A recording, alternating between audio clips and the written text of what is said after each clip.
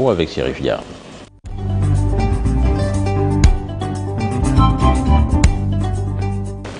Voilà, Chérif Dia, nous démarrons justement par cette violence électorale avec le maire de Bobo dans le département de Birkilane qui reçoit une pierre en pleine figure. Oui, l'édile de Mabo, comme vous l'avez dit, elle dirige une liste départementale lors des élections législatives anticipées. Alors qu'il était en meeting, il a reçu donc cette pierre en pleine figure et même admis à l'hôpital de la localité aux dernières nouvelles. Donc il est sorti, comme vous pouvez le constater sur ces images, d'une rare violence.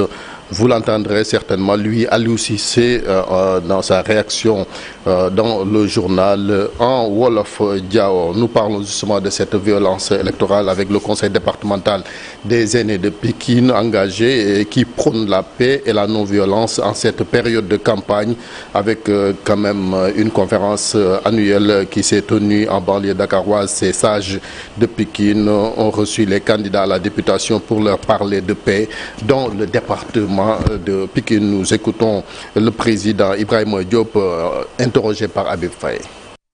La paix et la non-violence, c'est l'alpha et l'oméga de tout. Sans une paix, on ne peut pas développer un pays.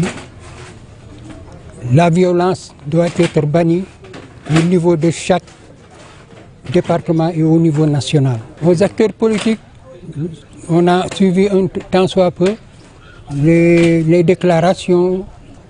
Mais on voudrait insister sur une chose, que chaque candidat ou chaque coalition parle de paix et de paix. Parce que c'est bien d'avoir un programme, c'est bien de penser à représenter un peuple, mais un peuple sans paix, un peuple non violent, c'est le signe d'une démocratie, c'est le signe d'une émergence. Le président du conseil, Chia Diop, qui perturbe le plateau. Carton jaune à toi, Cheikh Diop. Bonjour. Le président shérif du conseil constitutionnel qui révèle les coulisses du troisième mandat sous Macky Sall. Un récit sur le fameux épisode du troisième. Badio Camara qui parle de pression, de tension. Il était invité de la nuit du droit en France. Le président du Conseil constitutionnel sénégalais renseigne qu'ils ont été saisis d'un avis sur la question et qu'en réponse, ils ont précisé clairement que Macky Sall ne pouvait pas briguer un troisième mandat compte rendu à Alassane Ba. Un récit sur le fameux épisode du troisième mandat de Macky Sall. Mamadou Badio Camara livre les coulisses de cette histoire qui a tenu en haleine tout un pays, qui nous a plongé dans une atmosphère de tension permanente et de querelles politico-politiciennes. Le Conseil constitutionnel était donc appelé à trancher à nouveau sur une question qui était déjà réglée par la révision de 2016. Ces partisans ont acheté l'idée, comme c'est souvent le cas, que c'est un homme qui nous est indispensable, il faut qu'il reste, etc.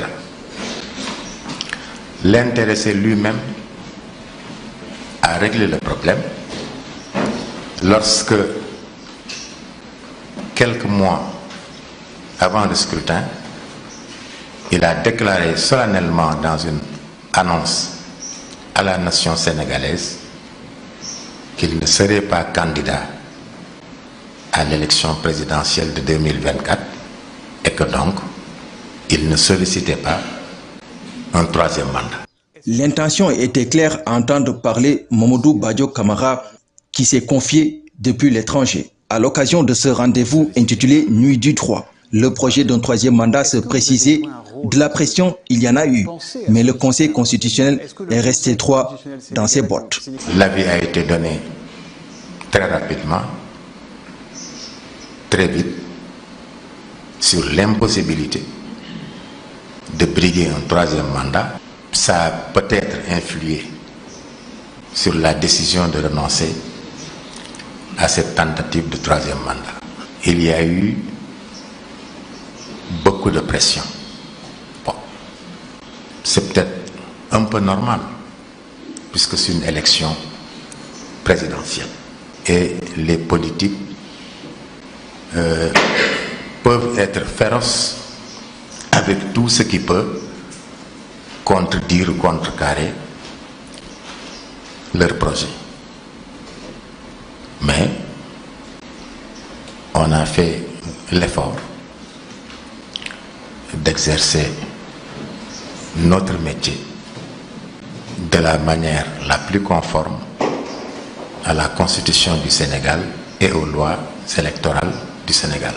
Et pourtant, lors de son adresse à la nation le 4 juillet, Macky Sall, président d'alors, disait ceci. Même si la Constitution m'en donne le droit, en effet, depuis la révision constitutionnelle de 2016, le débat juridique a été définitivement tranché par la décision du Conseil constitutionnel numéro 1 C-2016 du 12 février 2016. Pourquoi saisir le Conseil constitutionnel pour un avis? Une question qui mérite d'être posée. D'après Mamoudou Badio Camara, les Sénégalais restent très attachés à la démocratie et cela fait partie de leur ADN.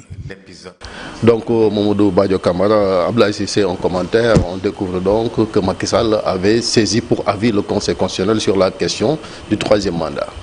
Je pense que c'est la première information de découvrir que Macky Sall avait lui-même demandé un avis au Conseil constitutionnel. Mais tout cela arrive pratiquement battre en brèche les arguments du président Macky Sall lui-même, dans un premier temps. Et dans un second temps, l'adresse du président Mamoudou Badio Camara à l'occasion de l'installation du président Bassirou Diomaye Faye, parce qu'il a clairement indiqué que Macky Sall avait pris sa décision en dehors de toute pression. Manifestement, quand même, l'avis du Conseil constitutionnel pouvait constituer une pression supplémentaire sur le président. Évidemment, c'est pour la postérité qu'il fait cette déclaration-là.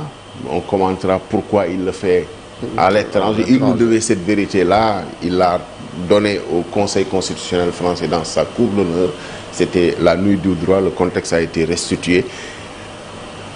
Heureusement que tout cela se termine bien en fin de compte. Ce sera bon quand même dans les livres d'histoire du droit à documenter. Daudo? Déjà, le président du Conseil constitutionnel, il a l'obligation de réserve.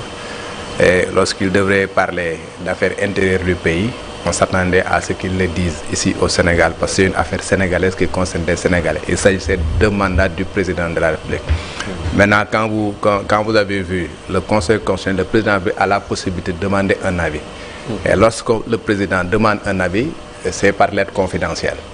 Et ce n'est pas véritablement une décision qui est publiée dans le site du Conseil constitutionnel. C'est un avis qui a été demandé par le président. Le Conseil constitutionnel lui répond par une décision, mais une décision estampillée confidentielle, qui est remise au président de la République. Ce qui fait que le président Macky Sall avait bel et bien demandé au Conseil constitutionnel d'interpréter la Constitution pour lui dire est-ce qu'il pouvait bel et bien briguer un troisième mandat. Et le Conseil constitutionnel lui avait dit, d'après les révélations de Badio Camara, qu'il ne pouvait en aucun cas briguer un troisième mandat dans la mesure où il avait fait son deuxième et dernier mandat.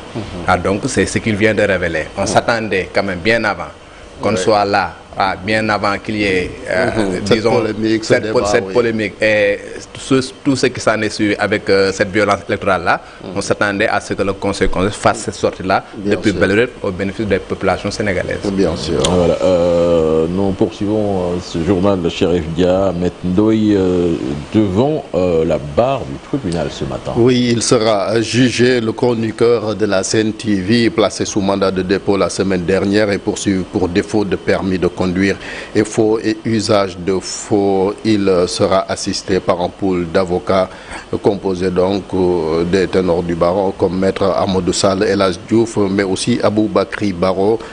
Dans sa parution du jour, le journal L'Observateur nous apprend que le policier qui lui avait délivré cette attestation a été auditionné lui aussi.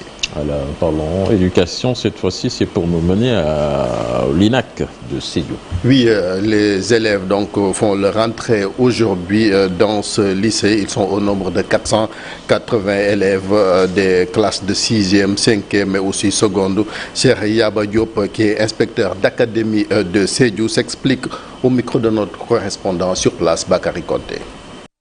Il faut rendre grâce à Dieu de nous avoir permis de pouvoir démarrer le lycée Nation Armée pour la qualité et l'équité de séjour. Je crois que tout est fin prêt pour le démarrage des enseignements-apprentissages. Nous avons commencé aujourd'hui, depuis 11 h, à recevoir l'ensemble des élèves admis des LINAC de Sédhiou et de Kaffrine. Je crois que les autorités ici présentes ont mis les bouchées doubles, le ministère de l'Éducation nationale, à travers le ministère de l'Éducation nationale, mais aussi le ministère des Forces armées et aussi le projet, le PAFS qui nous appuie, qui nous accompagne par rapport à la réalisation de cette belle œuvre. Il faut dire que c'est un lycée unique en son genre.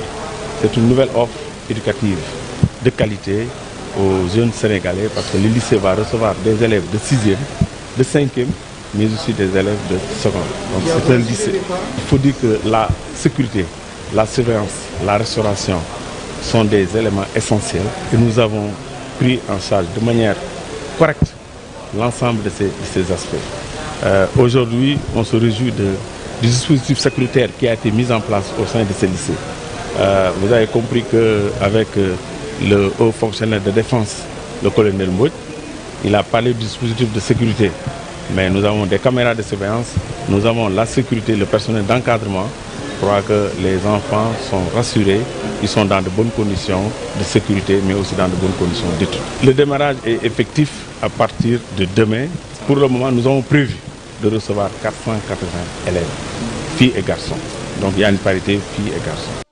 En plus bref, immigration irrégulière, une source espagnole qui informe qu'une pirogue avec à son bord 207 personnes, dont 10 femmes, 10 mineurs en provenance du Sénégal, est arrivée sur l'île de Hierro. C'était hier dimanche. Le Sénégal qui reste donc toujours un point de départ de migrants, car il y a quelques jours, on annonçait également l'arrivée d'un convoi de 230 migrants, un record sur l'île d'El Hierro, avec comme toujours point de départ le Sénégal. Déjà on parle de sport avec la 3e journée de la Ligue 1 sénégalaise ce week-end. Le champion en titre Teungueth FC qui s'est imposé face à Dakar Sacré-Cœur sur le score de 3-0. Grâce à cette victoire, les Rufisquois occupent la première place avec 7 points. Dans l'autre match phare de la journée, le Jaraaf de Dakar est allé battre à Louga la Linguère de Saint-Louis sur le score de 1-3. Ce succès permet donc aux hommes de Malick Daf de totaliser 7 points. Les autres matchs, donc, les voici, les résultats avec US Gorée, Walidane qui bat donc les insulaires sur le score de 3-2. Teungueth FC, comme je l'ai dit, écrasé donc Dakar Sacré-Cœur 3-0. Guédiawaye FC donc battu à domicile par HLM 1-0. Le Casa Sport donc qui s'est incliné également face à Génération Foot 2-1. US Ouakam donc Sonacos 0 but partout. AGEL de Rufisque, Teungueth également, AGEL de Rufisque et AS Pikine 0 but partout. Oslo FA donc qui a battu Diamono de Fatick 1-0. Et puis en Wolof, on reviendra également sur la démission du président de l'association des amateurs de lutte, Doudiane Dieko, qui a été nommé conseiller au niveau du CNG. Il a donc décliné cette proposition. Merci Chérif Dia. On n'oublie pas également ce rendez-vous de cet après-midi avec la finale de l'UFOA, le Sénégal qui va jouer contre le Mali. Ce sera au stade Maître Abdoulaye Wade, l'annexe du stade Maître Abdoulaye Wade. En quelques instants, l'actualité internationale.